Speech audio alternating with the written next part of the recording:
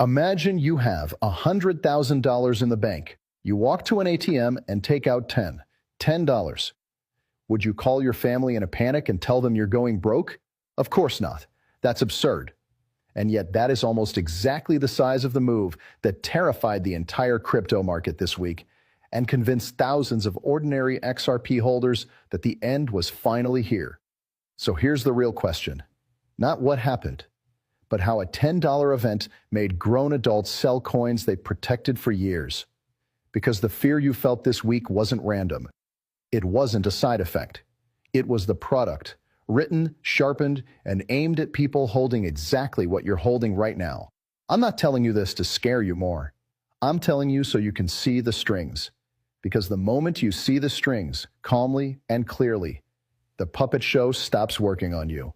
And you start reading every headline like the one person in the room it was never able to fool. So let me show you the real numbers first. Because once you see them, the whole story falls apart in your hands. For years, there has been one man in this entire industry famous for a single promise. He would never sell his Bitcoin. His name is Michael Saylor. His company is the largest corporate holder of Bitcoin on the planet, sitting on hundreds of thousands of coins. And over time, Saylor didn't just become an investor.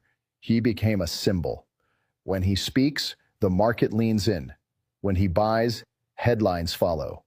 He turned never sell, just keep accumulating into a kind of religion, and a lot of people built their own conviction on top of his. So this week, when a regulatory filing showed that his company had sold some Bitcoin, the reaction was instant.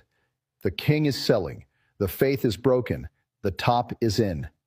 Now here's where the story quietly falls apart. The amount they sold was tiny.